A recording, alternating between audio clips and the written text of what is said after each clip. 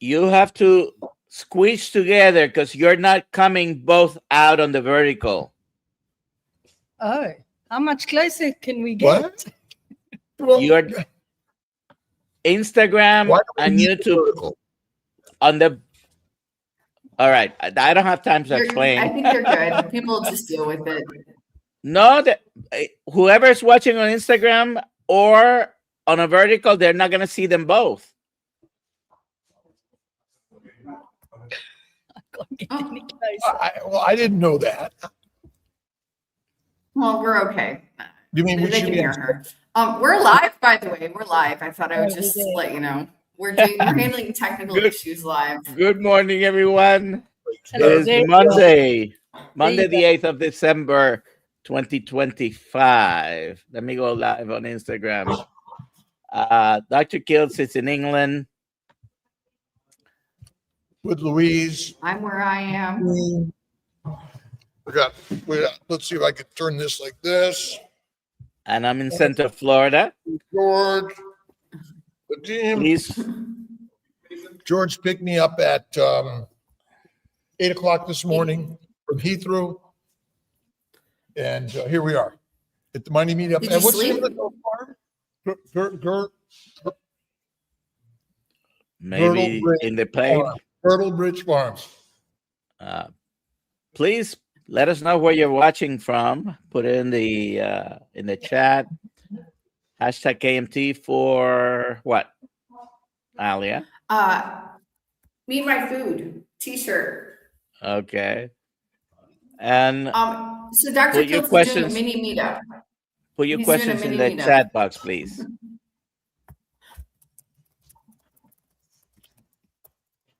So they're doing a mini meetup and recording something for the BBC. I don't know if they can hear us, but I want to say we're having our own meetup on the 7th of February, and I'm putting the link to sign up for that into the chat. It's in Tampa, Florida. Oh, it's when is it? The 7th? Oh, it's been moved. Yeah, it was moved. It was moved Okay. because of our dear friends also having an event that day. Okay. Right. And this morning we have Louise here with us, correct? Why don't you take it Louise. away, Dr. Kiltz? Well, I'm going to let Louise introduce herself and tell us about what her story is and how she got to this crazy carnivore space. Hello, yeah, I'm Louise. Originally from South Africa, but I've been living in the UK for 26 years now. And I grew up on a farm in South Africa, so a very similar location to where I am now. And back then, I was obviously living a healthy lifestyle, but I felt that I was so poor, and poor me living on a farm. Look at all my friends in the city, going to the cinemas and, having all that city life. So as a teenager, I thought it was terrible. Now I wish I could go back to that lifestyle. Anyway, fast forward, I got sicker and sicker over the years, having children, picking up weight. But a little bit of a back history. I've also born with congenital heart disease, so a coarctation of the aorta. So I had major surgery as a child. So I was always conscious of health, and I want to live a really good, healthy lifestyle for my heart. And so I was following all the conventional guidelines: no fat, no red meat, all the stuff they tell you that's bad for you. Eventually, in lockdown, things got really, really bad when I had a call from my doctor after a routine heart scan. Then they found growth on my liver, and I had to go for an urgent cancer scan. And during lockdown, you couldn't see a doctor or anything. And those 2 weeks wait that I had to get the scan is when I turned to Dr. Google and the University of YouTube, where I found the carnivore space eventually. I turned around my life. I lost 30 kilos, which is about 5 stone. I don't know what that is in pounds. It's 110 It's like 100 pounds. pounds. Yeah. It's a Thank lot of you. weight. It was a lot of weight, and I'm not really tall. I'm 1.60 m. Again, that's 5'3". And I had lots of other issues, migraines, tinnitus in my ears, sinus problems, nasal drip, problem with my teeth, bleeding gums, digestive issues, GERD, the list just goes on and on. You never realize that all of those things is actually inflammation. Probably type 2 diabetic as well, with all my waist circumference being probably twice my height. Always crashing at night 3 times. At 3 o'clock in the morning, I would get up and have to go and eat something because I'm so sick or I feel like I'm going to die. So I always go back, and all the professionals on YouTube has saved my life where the doctors never could. What are your thoughts, Louise, about this idea that we're learning so much from non-healthcare professionals, and there's a changing paradigm that much of our healthcare advice now is coming from the lay people, which ultimately are telling a story about how they healed and how we're working to share it more and more. And what's your thoughts on that? And again, this is where I think that we are taking matters in our own hands. We've been listening to the professionals so long and nothing of it's working. They're just managing us poorly with drugs. And now they think I'm the crazy one for living this healthy lifestyle on meat, butter, eggs. Yet all my friends that I'm converting, everybody's feeling better. So you can't go against how you feel. So we need to do this critical thinking for ourselves. And there's very few health professionals in this space, but more and more are coming out, which is fantastic. I've got an amazing GP, and she's come on board, and now one of her GPs in the same practice have come on board. It's slow, but the wheel is turning. I've since become an ambassador for the public health collaboration. Again, there's lots of professionals and lay people, and we don't have to be able to have hanging a degree on the wall to know this information. So the idea that the docs, we're getting some docs out there to begin to listen. When someone goes to their doctor as a carnivore, and their doctor isn't a carnivore, and they're afraid to even mention their practice, what are your thoughts on how to approach that? Right. So I've had quite times of this because I'm under the cardiology team because of my cholesterol has now gone through the roof. I'm now what they know is a lean mass hyperresponder. And I'm in such a position now because I've done all the research myself that I can challenge these professionals and ask questions and say why, how, what is the mechanism? And if you could educate yourself and not be afraid to question and then waiting for answers, or go back with a strategy and said, I will go on statins, perhaps, once we've done a CAC score and see how damaged my arteries are. And I'm just approaching it saying I'm eating a real nutrient-dense diet. I don't say I'm carnivore. I don't call it any name. I just say real food, nutrient-dense diet, because that's the least friction way of putting it, because you can't argue against that either. But my blood results, obviously, for being a lean mass hyperresponder, is giving my cardiologist a heart attack, to be honest. Well, it's interesting because I was listening to a book by Marty McCary, and talked about how so many of these tests are actually recommended in order to drive people to more diagnostic and therapeutic treatments. And so I'm thinking back on, even in the carnivore space, the keto space, maybe we don't need these tests. Maybe these tests are really still a drop down from the standard diagnostic therapeutic world, trying to get more people to do invasive testing, which leads to more treatments and more profits. And I also think that well, I don't think the population of people's bloods that is out there is all from sick people. So you don't go there when you're healthy. So my blood is comparable to what, 3% of the healthy population of the world, where if they took it against the carb eaters, it's not the right picture. It needs to be taken in the right context. Correct. We have some questions out there, Dr. Nelson. We've got one. Yeah. Have you heard the new Carnivore Woman song? If not, I'll send it to Alia. Yes, send it to me.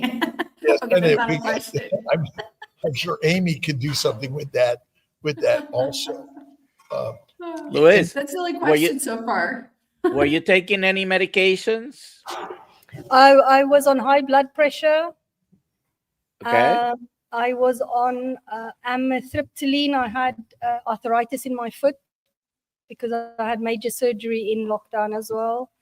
I was on lots of over-the-counter pain medication, including for reflux. Okay. And codeine for the pain of my foot again, the arthritis. Everything is gone. I've not touched the over-the-counter medication or been back to the doctor in 5 years for nothing, not even a headache, not a sniffle, nothing. Very good. What were you taking for your blood pressure? Do you remember? Labetalol, I think it's called. Labetalol? Yeah, it was probably labetalol because of my coarctation of the aorta. I had to take that. All right. Are you still taking that? Or So everything went normal. My blood pressure used to run something like 200 over 100 at the worst. And now it's sitting at about 115 over 60 with no, just diet, exercise, weightlifting, very little cardio. What's your energy state today compared to what it was before? Well, 100% better. I've had another condition called chondromalacia of the patella in both my knees. So I had to drag myself up and down the stairs and come down on my bum. And the surgeon said I would need both my knees replaced at some time. I'm now running up and down the stairs like a gazelle, no problem. very good. There's a mention in here about, and you mentioned ambassadors. Yes. So tell me what you think that term means and how we can all inspire more and more ambassadors in this carnivore. I like to say keto carnivore world, kind of bring us together. What are your thoughts? I think that we need to make change by opening our mouths and talking up, because if you keep quiet, nothing's going to happen. And this is why I'm quite vocal in this space. And I'm not going to stop, because when you know something that works so well, you keep preaching it. Same as if we're Christian, we preach the gospel. I feel this is a similar sort of pathway I'm taking, because I want us ambassadors to be the future for our kids. Because there's a guy who talked about washing your hands after the delivery of babies in Germany back in the day to prevent infection and death. And if he just kept quiet, what would have happened? More death would have occurred. So he opened up his mouth, he spoke out, and less deaths. So I feel the same. I'm opening, not shy. I'm not going to keep quiet about it, even though I get ridiculed. I'm going to keep flying the ambassador flag for the public health collaboration in the UK. We're a great charity. And again, it's not a carnivore space, but it is real food, real health. And we are promoting that everybody deserves a great metabolic health, because it's almost like everybody's just got chronic illnesses and you've got to live with that. We want to reverse it. And I'm also the Noakes Foundation, Professor Tim Noakes in South Africa, ambassador for them, again, helping in the space there, sharing information online, setting up WhatsApp groups, coming to meetings like this. And that's how you mentioned the gospel. That's how you spread the gospel talking, and that's how you talk to people about the changes that have happened to you and everybody else. So it is the document the stories that matter, right, Dr. Kilt? So we It's should absolutely, and our friends at Healing Humanity, Carrie and Adam, and all of us together are working to share this around the globe. And I think we need some flags. Yeah. and obviously we're working to kind of spread the word.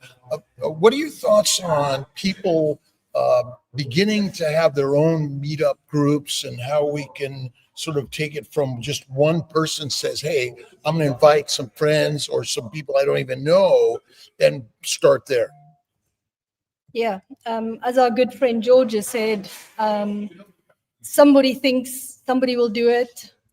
But in the end, nobody does it. But if you just take charge, because people say, when are you going to run a group in, this town, that town?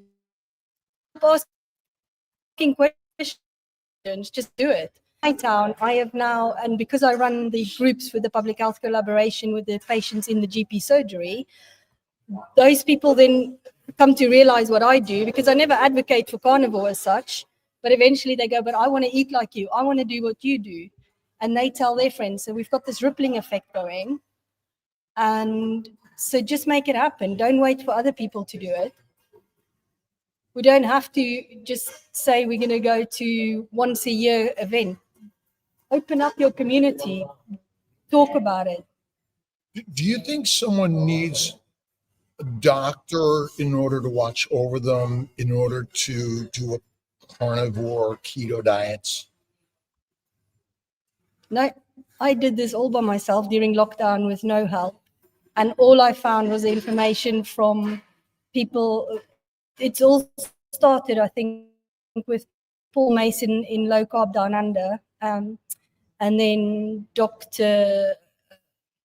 I can't remember all the name, Robert Sivers. He's also a South African, but he's in the UK, in America, US, Florida. Yeah, he's fantastic. And then Professor Robert Seyfried, or not, what's his name? Thomas Seyfried, because of the cancer, the growth on my liver, that turned out to be cysts. They weren't cancer. But why do you get cysts? Obviously, there's inflammation and it shouldn't be on your liver. So that's how I found all these people. So I didn't run it past a doctor or a professional, because I just go with how my body felt. But if you're really, really sick, then I think you need to be under certain supervision if you're on certain medications.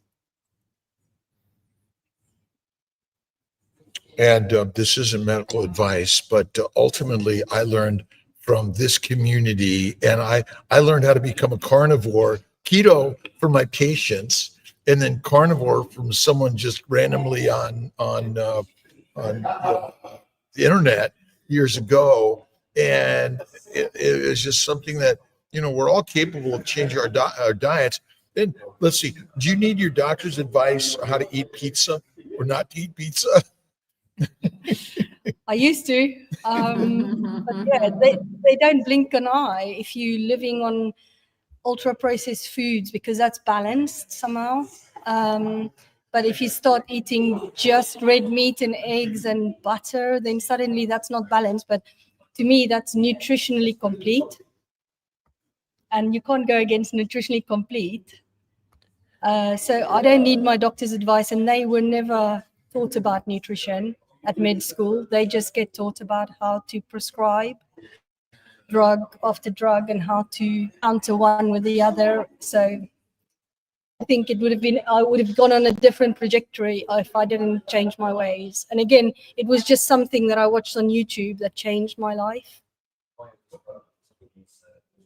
So the information is out there everywhere, and listening to people's stories and how they've healed pretty much. I mean, what disease is out there that it isn't improved by the lifestyle of carnivore, or simply lowering carbs, adding fat in someone's diet? Well, I don't think any chronic disease is not, well, all chronic diseases I feel is lifestyle related. The only time you need a doctor is in an emergency, or in my case, when I was born with a congenital heart disease, they fixed the issue. Things like that is definitely you need medical people. But otherwise, if there's a chronic condition, I'm sure 99% of them can be fixed by lifestyle, because that's how they were brought on, by a chronic condition, chronic consumption of carbohydrates and seed oils and all these things that are unnatural in our modern life. Do you ever wonder if in some way all of our diseases are secondary to the diet that we continuously told about, and becomes our sort of our mantra in our brain: fruits and vegetables, seeds and nuts and salads, and how to get rid of that brain that constantly says I need these things. What has been your sort of method of doing that? Change the story in the head.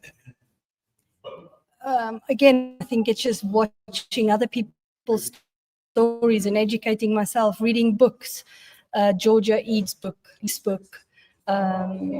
I've got so many books that I've gone through, Robert Lustig, all these books. And when you put the puzzle together, you realize that these foods are not ancient foods.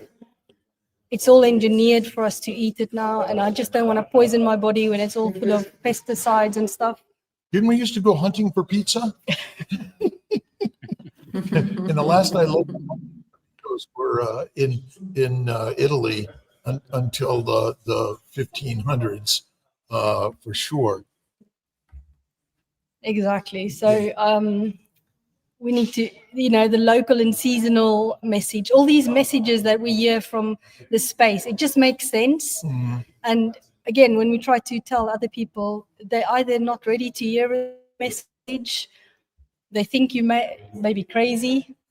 But I'm just going to keep planting the seed. Isn't a carnivore diet kind of boring? And again, I used to be so plant-based because of my health and the environment. I wasn't an ethical vegan or anything like that, but I just thought that it's not good for me, so I've got to limit all these things. So I wouldn't touch red meat, I wouldn't touch butter, I wouldn't touch dairy, all these things. But now my body craves it. So the longer you do it, the more you only want to eat red meat and nutrient-dense foods. All those other things, you just become poison. I can't even see it as food anymore. So the mindset change, and it's a process. It didn't happen overnight, but it happened over a period of time. So I've now been, since the 1st of December 2020, I've been on this journey. And I haven't put on any weight again, and life is great. Some good comments. My oncologist told me I had to take my new medication with the biscuit or piece of toast. And the other thing they always say is, don't forget you have to take your medicines with food, right? So it's constantly eating. What's your thoughts on fasting, Louise? Yeah, I think I think back at how our ancestors would have done it. So who woke up in the morning in the cave, opened your rock from the hole, and then you open your fridge to have your Kellogg's first, because breakfast would have been the most important meal of the day according to the nowadays people. So you would just eat when you go to hunt. You can't eat before that. So if you had to wait, your body isn't going to drop dead, because it gives you enough energy to go and hunt your gazelle the day. So fasting is just, to me, time restricted eating. You can now manage to only eat when they got food. So I don't think it's dangerous. I just think it's a natural way. So I do daily time restricted eating. I don't like to eat breakfast. It's just because my body don't need it. And I eat when I'm hungry. And usually that's once or twice a day. Does the science sometimes confuse the whole concept of this? We're trying to answer it scientifically, but if you just look back at our ancient relatives and how they likely ate food, and they didn't have a refrigerator, a cupboard, or even a root cellar, not for most of our evolution. Do you have any particular meats that you prefer? Yeah, I prefer beef. And growing up in South Africa, we had a farm and we lived off the land. We didn't really have much lamb, so lamb I don't really like the taste and the smell of. And again, fish as well, because I didn't grow up in the coast. I grew up really inland. So beef is just so delicious, and we make a lot of biltong, which is dried meat. Love eating that. So beef is my preference every day. Mince, I love mince. It's so easy to digest. And yeah, we just need to look back at our ancestors. Go ahead, Dr. Nelson. I have a comment about breakfast being the most important meal of the day. So the statement is absolutely true. However, it's basically a twist of the reality. So the statement is true because it doesn't. Your first meal is the most important meal of the day, and that's going to break your fast. And it doesn't matter if it's at 8 o'clock or 4 p.m. That's your breakfast whenever you have it, right? The phrase was sort of coined by the marketing, or one of the marketing directors or department of Kellogg's, who was the nephew of Sigmund Freud. Oh, wow. And was a master mind manipulator. But yes, breakfast is the most important meal of the day, implying that you had to start it with cornflakes and skim milk, by the way. Ew. Terrible. Yeah, that and Cheerios with lots of sugar and bananas. Louise, what's your social media? My name, Louise Benning, on Facebook is where I'm probably the most active. I do have those little Instagram, TikTok, and YouTube, but I'm not very active on it. I do repost most of the stuff rather than creating content. So yeah, if people want to reach out to me, they are welcome to find me on Facebook. Great. What's your Karen thoughts? asks, go ahead, Dr. Jones. No, you go ahead, Alia. Okay, Karen McMath, did you have any family or friends encouraging you when you started?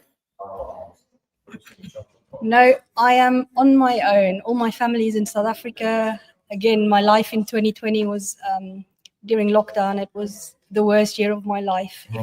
It's such a sad story, but I don't want people to feel sorry for me.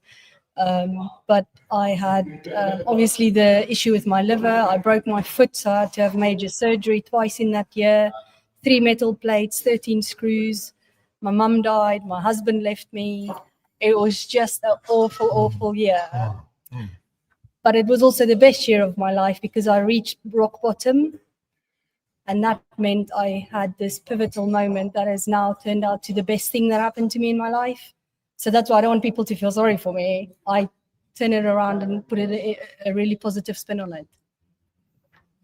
What's your thoughts on mindset in how carnivore added to the clarity and the power of your mind? Yes, there's no comparison. I mean, I can't even remember. Well, what I actually want to say, you don't remember how bad you felt until you feel good. So it was just like a daily slog. Yeah. The community, I think the community in carnivore, and I know for myself, conversing and I've gained so many friends and relationships in this community that have helped me spiritually, emotionally, and I know for sure that the power of my mind is opened up over carnivore, and I think that there's a connection in our spirituality. And somehow getting back to the carnivore lifestyle puts us back to our really ancient roots more so than anything. And I don't know if you have any of those similar feelings, because hardship in some ways, we've all go through these sort of things you mentioned, that the carnivore community and that lifestyle somehow gives us a little more strength, as if we're a lion. Yeah. And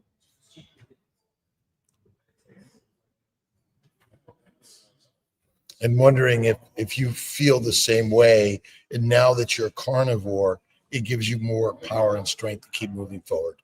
Yep. Feeling the I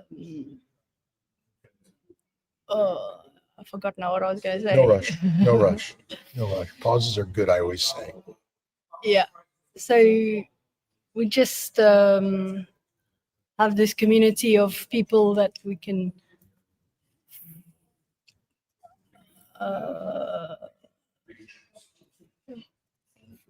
grasp onto, fall to. Like George is, we got so many people that we can communicate with and go through the hard days and share the powerful days all together. Yep.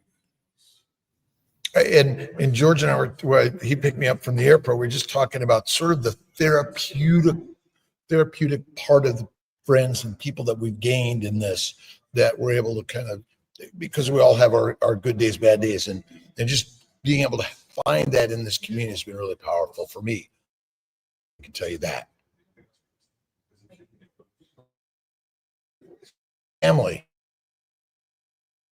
In some way, sort of lost family and community.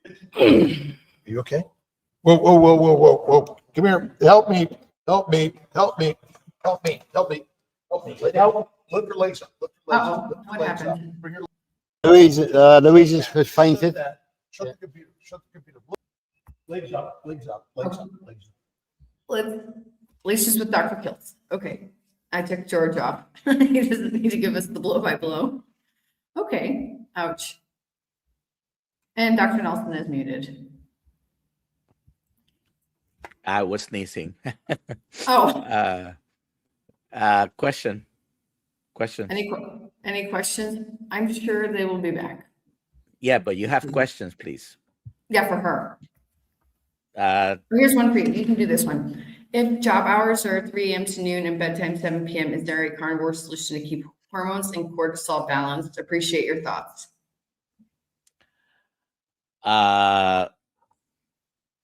You want me to be straight? You need to work during the day, not work during the night, period. Night shift, night work kills you. And there is no medication, no maneuver, nothing that can compensate for it. You can try doing all type of things. Working at night, working night shifts is the worst thing for your body. Your body is not meant to be working. And trust me, I don't know what the job is, of course. When I was training, I was working at night throughout, sometimes 24, 48 hours straight in training. And I understand, but night work is not good for your health. And my advice was, it sucks, because I was doing that schedule for a while. I'm doing the live stream starting at 4 a.m. So yeah, I was so happy when the schedule changed. Okay, here we go. Papa Carnivore, even if the CAC score comes out high on the test, what evidence would lead you to believe that a statin is somehow beneficial? So I don't know if Peter was asking anyone specifically or having a conversation, but the evidence that a statin is going to reverse atherosclerosis is poor. So okay, there you go. If anyone else has any questions, please feel free to put them in the chat. Oh, here's another one. Sage Life Gen X. What's the best way to wean off carbs? First, you have to set your mind that I'm going to cut out these foods and start. Maybe if you are starting from the standard American diet to trying to go low carb, you want to start eliminating everything that has sugar and is ultra processed and eat real food, whole foods. If you're eating vegetables, fruits, at least should be the vegetables and the fruits, not the fake food made that comes in boxes, bags, or cans. And wean off, go slow, or just jump into it. If you jump into it, look into the possibilities that you might get what it's called the keto flu. It's really readjustment of your body to the withdrawal of carbs. Take no more than a couple of days to find out about that. Don't delay it, I would say. What would you say, Alia? Yeah, I would say get rid of the grains first, and seed oils immediately, and then slowly get rid of everything else. Because you could just jump into it and then you could feel very bad. But if you do it over like a 3-week period, but the grains and anything ultra processed, get that out first, and then slowly take away the vegetables, or fast. But over fast, 2 weeks is fast. Take them out, and then see how you feel on 0 carbohydrates. And Dr. Nelson. Okay, good. You're still here. I'm like, I know Dr. Nelson is gone. No, it's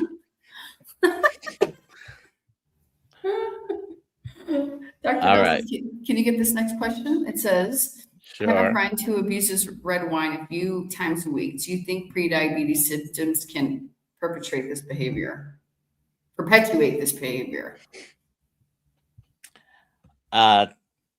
Alcohol, independently of anything else in the diet, it's a poison, and it's a poison. It's a poison. It's a poison. It doesn't matter if you have a small amount or a large amount. Now, some people drink it from time to time in small amounts, infrequently. It's not going to be the same damage as having it several times a week, but that is definitely independent of what other diet you're following. Okay, Louise is fine. We just had a little vasovagal. Happens to all of us. She was looking at George, and he's so good looking that she was just like painted over his good looks. Yeah, well, it was you that's holding it. Oh, I think it was a combination of both of us. well, that was it. It was a combination of that. So we're glad she's okay. He's fine, 100%. Yeah. It happens. Keep the question, Alia. Okay, you go This for one? it, Alia. Yeah, This question, the one. No, the one you had. I wanted Dr. Kills to make a comment on that. the red wine. Yes, the red wine. Okay. Okay. Did we get a red wine? Well, go ahead. What's the question? I have a friend who abuses red wine a few times a week, probably. Do you think prediabetes symptoms can perpetuate this kind of behavior? Well, alcohol is a poison for the human body, and it damages the liver, and absolutely will perpetuate the diabetic and pre-diabetic symptoms.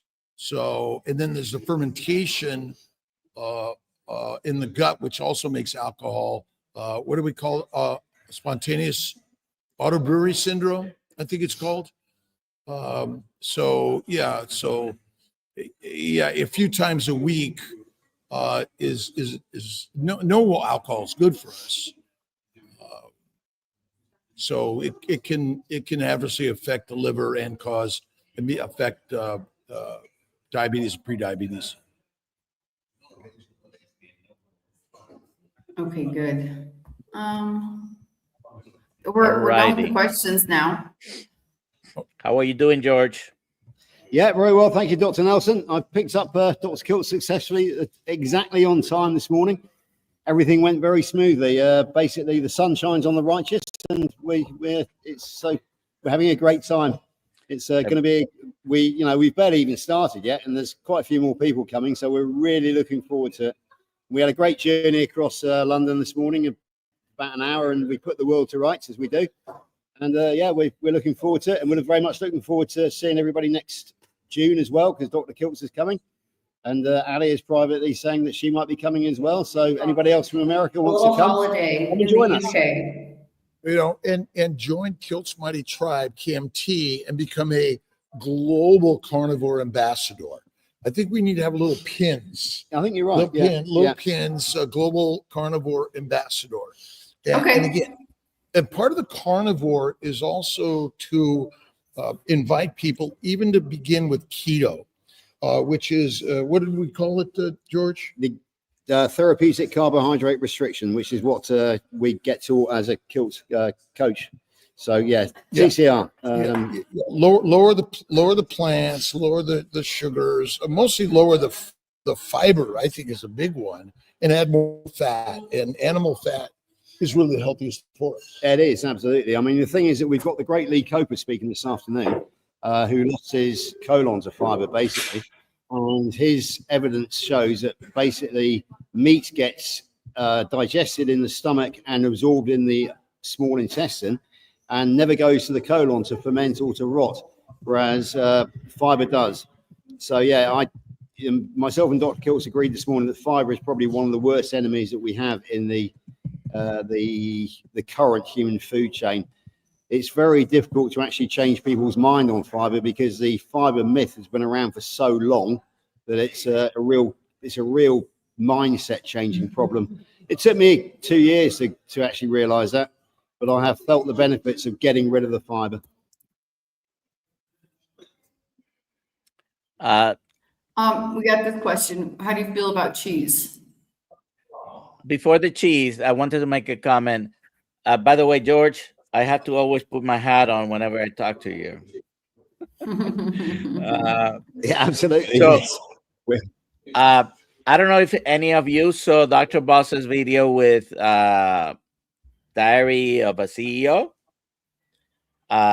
It's almost 2 hours long. Great interview, and she answered the fiber question very simply. It was so simple. I'm gonna refer you to the video, and you can watch it. Okay. Bart's Fiber. Bart's. Fart? Dr. Boss, he said. Farts. Oh, Farts. She mentioned that's the purpose of fiber. So Dr. Kills watched the video as well. She's a rock right. star.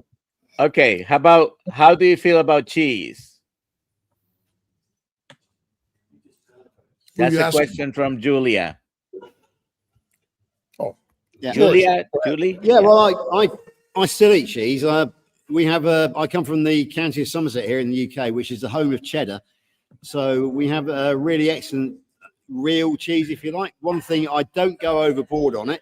I kind of use it as a carnivore treat or a junk food. No, not junk food, but as a kind of condiment to your food. As a special occasion. For example, if I go out to a restaurant and I have my steak with no sides, and then everybody else is having a dessert, like a trifle or something, then I will always have the cheese board. So it's a good carnivore alternative, I find, to when you're out in restaurants. Myself and Lainey, we don't tend to buy cheese for to bring it into the house, so there is no temptation there. But yeah, certainly as a good go-to for restaurants, I would say cheese is perfectly okay. Obviously, we are all N equals 1, so if you do find that you have bloating or issues with cheese, then simply give it up. But I have no problem. So not with the amount of significance and frequency with which I eat it. Dr. Kills? Yeah, I like cheese, but it's the same thing. Well, let's see. My ice cream is way from time to time. My brother says every time I visit him, it's like 3 times a day when I visit Brother Ray. Thankfully, it's not too commonly I visit, but cheese, I like Parmesan and blue cheese. I'll often add some blue cheese and butter for my steak, but I think it could be a trap for a lot of people because back to milk products, where they can be very inflammatory, and they could lead to the pre-diabetic and metabolic syndromes also if you consume them, which seems to be the biggest problem. Yeah. The other things to mention about cheese is they do contain casomorphine. So there is Is that why I'm getting a little high when I eat the cheese? I feel well, That's why I but like it so much, right? Yeah, I think if you go overboard on the cheese, then you can get a little bit high because it's kind of it does give a dopamine rush via the casomorphine. So yeah, that's possible. Well, grandson 9-month Julio, I can notice his casomorphine high when he goes for my daughter's milk producing glands. Yes. It seems to satisfy him more than anything in the world. That's why we like milk products, probably. Right? Exactly. Yeah. Well, it's instinctually made that way. It is absolutely right. Yeah, it's very true because it's what we started on. We entered the world in a state of ketosis, and we remained in ketosis until such time as we were weaned onto apple sauce, for example, or the fruits. The fruit. Oh, don't get me on that one. No, that's an in-joke between me. I'm working on my daughter who loves to feed that little apple. But ultimately, sort of like. What other animal eats milk after infancy? Once weaned, no other animal does, No. do they? So it's crazy. Here's the next question. Karen McMath. My mom has had low iron and sat for over 5 years. Prescription of ferrous sulfate for as many years with no improvement. Recent lab results 422 and saturation high. She's 93. Any thoughts? Karen, you didn't put what the 422 is because that most likely is ferritin, not iron level. And that's actually on the high side. So if it's ferritin, so if you could be more specific, I just kind of answer you on the chat, but we can go back to that question. Okay, good. Let's see. Yeah, just a quick one, folks, just to let you know that Louise is now standing up and Dr. Kiltz is with her and they're having a laugh. So everything is absolutely, everything is fine. Louise, we gotta get her back in. She's good. Hi, Louise. She's good. Apparently, I fainted on live TV. I don't know. Yeah. Well, I almost fainted too. So as both of us were feeling like the energy. But it happens, and to anyone, and even the carnivores, these things can happen to. I'm all good, thank you. I had the doctor in the house, so I was all right. They called me in to be here just for this particular occasion. But we have to have humor in all of this, right? And we're learning from it. Absolutely. Can I just say something about Louise? When I was at one of the joint organisers of the Great British Meetup, it was my first attempt, and I kind of got stressed, and I had to go out and get some fresh air. And guess who came out and found me, put a strong arm around me, and said, "Man up, George." She said, "You're in charge of this event." He said, "Don't let it get to you." She said, "I've been to loads of events in my time," and she said, "This one's going well compared to some of them, so don't get stressed." So I owe a lot to Louise for that particular advice on that occasion. So yeah, it's fabulous to have her here, and it's great to see her upright now and laughing as well, because as we know, carnivore is fun, and this will go down in memory as everybody else. We did have it. It has been saved, right, for a part of that anyway. And then they got a picture of us on the ground. Yeah, absolutely. Yeah. So yeah, it's always memorable on these events. Yeah, we all jumped in together to take care of Louise. It's the joy of live TV, basically. Okay, glad you're okay. I'm okay, thank you. Well, I got troubles. Keep going. Okay, here's the next one. I was thinking low blood sugar is what might compel my friend to start drinking in the first place. This back to the drinking. Yeah. I think there's other reasons for drinking. They're about 100 more important than maybe low blood sugar, but well, it is an addictive nature of plants, and plants want you to consume them so they will control and kill you. And think about it: heroin, cocaine, marijuana, nicotine, caffeine, alcohol are all plant products but they're not only plant products, but the microbes. So they all work in cahoots in order to make sure they have enough food and fertilizer. Because ultimately, we're all on our way to become food or fertilizer for some microorganism or the plants, which use our molecules in order to make more plants. So yeah, there's addictive nature. And so again, coffee and alcohol are not normal in our bloodstream at any significance, but we get addicted to it. And so as the levels drop, that's the nature of wanting to have more of it. And sugar, again, plant sugars, and we were talking about this also about bears and things like that. They want the sugar because that's how they make fat.